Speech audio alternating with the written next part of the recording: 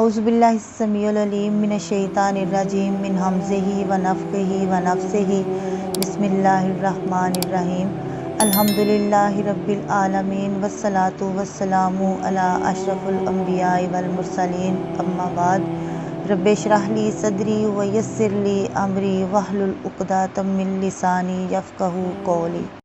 ومن اظلم، اور کون شخص ظالم ہے، ممن منع، اس شخص سے جو منع کرتا ہے، مساجد اللہ، اللہ کی مسجدوں سے، ان یذکر فیہا، یہ کہ یاد کیا جائے بیچ اس کے، اسمہ، نام اس کا، وسعی، اور کوشش کرتا ہے، فی خرابہا، ان کو برباد کرنے کی یا ان میں خرابی ڈالنے کی، اولئک، یہی لوگ، ما کان لہم، نہیں ہے ان کے لیے، ان یدخلوہا، یہ کہ داخل ہوں اس میں، الا خائفین، مگر ڈرتے ہوئے، لہم، ان کے لیے، فی الدنیا، دنیا میں، خزی، رسوائی ہے، ولہم، اور ان کے لیے، فی الآخرات، آخرت میں، عذاب عظیم، بڑا عذاب ہے۔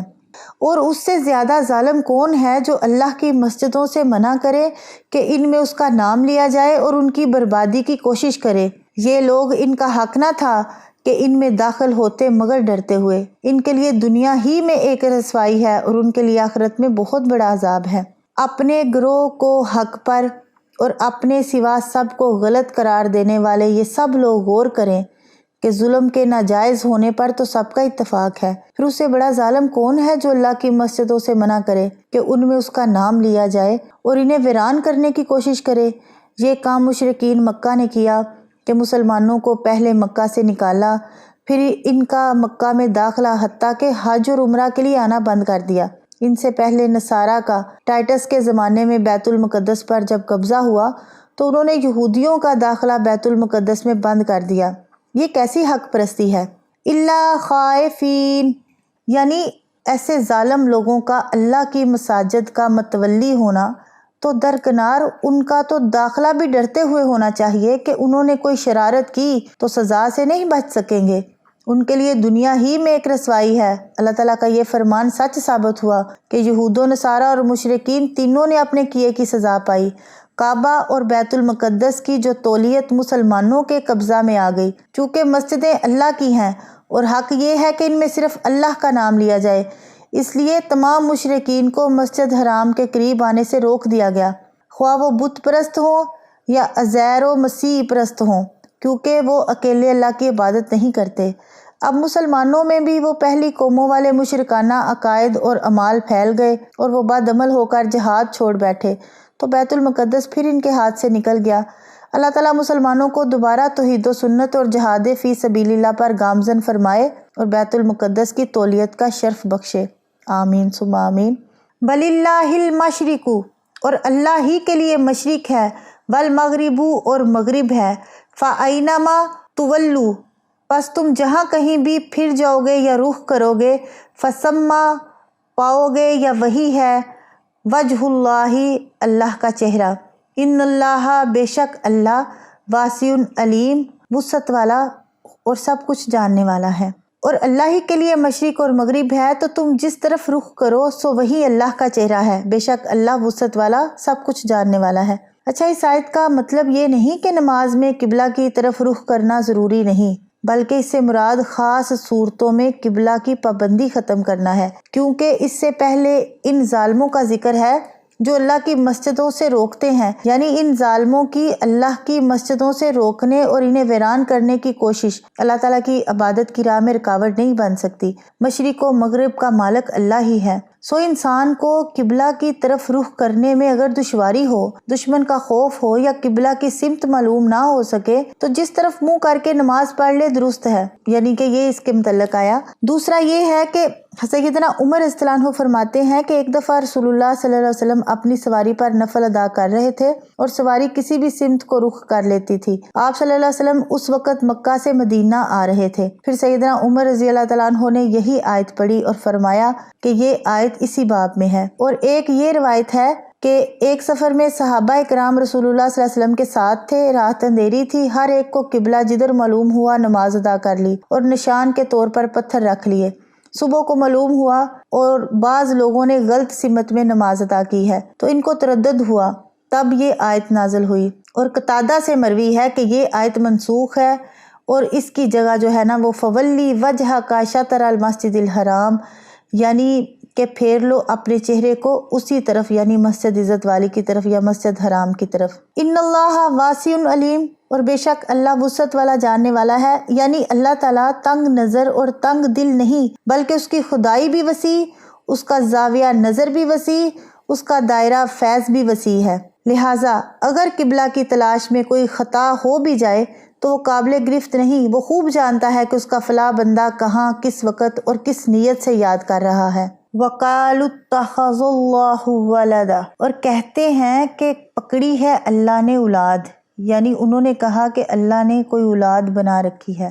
سبحانہ، یعنی وہ پاک ہے، بل لہ، بلکہ اسی کے لیے ہے، ما فی السماوات والارض، جو بیچ آسمانوں کے ہے اور زمین کے ہے، کل لہ قانتون، یعنی ہر ایک اس کے لیے فرما بردار ہے۔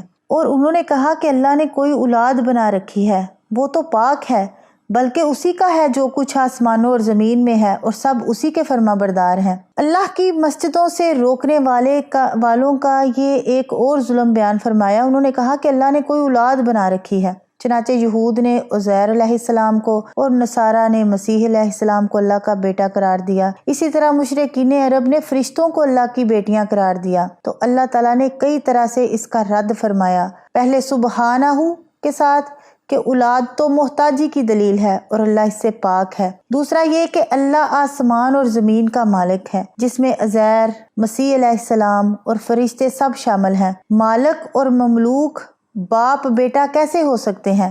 بیٹا تو باپ کا مملوک بھی بن بھی جائے تو خود بخود آزاد ہو جاتا ہے۔ تیسرا یہ کہ بیٹا سرکشی بھی کر سکتا ہے، جبکہ آسمان اور زمین میں رہنے والے سب اللہ کے فرمان کے تابع ہیں، ان کا سانس بھی اس کے حکم کے بغیر نہیں چلتا، لہٰذا اللہ کی اولاد ہونا ناممکن ٹھہرا۔ اور ایک اور صحیح حدیث قدسی میں ہے کہ اللہ تعالیٰ فرماتے ہیں کہ بنو آدم نے مجھے جھٹلایا اور گالی دی، اس کا جھٹلانا تو یہ ہے کہ میں اسے دوبارہ پیدا نہ کر سکوں گا، اور اس کا گالی دینا یہ ہے کہ جو اس نے میرے لیے بیوی اور بیٹا تجویز کیا۔ بخاری کی حدیث ہے۔ بدیع السماوات والارض، بدیع پیدا کرنے والا ہے، سماواتی آسمانوں کو، والارض اور زمین کو، وَإِذَا قَضَىٰ أَمْرًا، اور جب وہ فیصلہ کرتا ہے کسی کام کا، فَإِنَّمَا، تو بے شک، یقول کہتا ہے، لہو اس کے لیے، کن ہو جا، فیکون پس وہ ہو جاتا ہے۔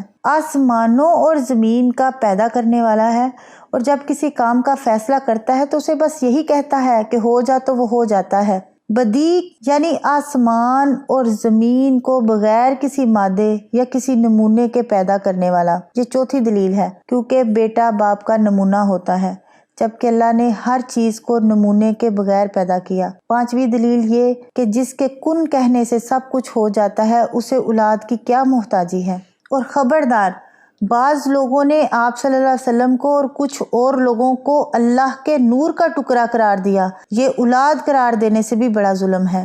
وقال الذین، اور کہا ان لوگوں نے، لا یعلمون، جو نہیں جانتے، لولا، کیوں نہیں، یکلمون اللہ، کلام کرتا ہم سے اللہ، او تأتینا، یا لے آئے پاس ہمارے، آیاتن، کوئی نشانی، آیات کوئی نشانی، کذالک، اسی طرح، قال الذین، کہا ان لوگوں نے، من قبلہم، جو ان سے پہلے تھے، مثل قولہم، مثل ان کی بات کی، تشابہت قلوبہم، تشابہت یعنی کہ مل جل گئے ہیں یا ایک دوسرے کے جیسے ہو گئے ہیں، قلوبہم، دل ان کے، قد بینا الآیاتی، تحقیق بیان کی یا کھول کر بیان کر دی ہم نے، آیاتی نشانیاں، لقوم یوقنون، واسطے قوم یقین رکھنے والی کے یا جو یقین کرتے ہیں۔ اور ان لوگوں نے کہا جو نہیں جانتے کہ ہم سے اللہ کلام کیوں نہیں کرتا یا ہمارے پاس کوئی نشانی کیوں نہیں آتی،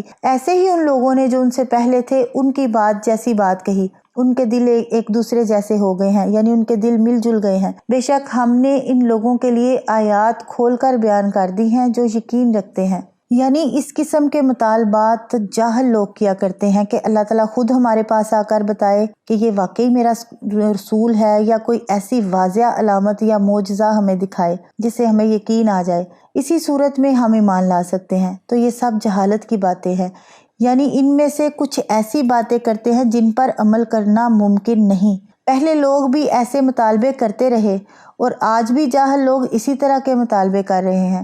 تشابہت قلوبہم، یعنی ان کے جو دل ہیں وہ مل جل گئے ہیں۔ مزاج کے لحاظ سے پہلے زمانہ کے گمراہوں اور ان گمراہوں میں کچھ فرق نہیں۔ ایسے جاہل لوگ ایک ہی قسم کے اعتراضات اور مطالبات پیش کرتے رہتے ہیں۔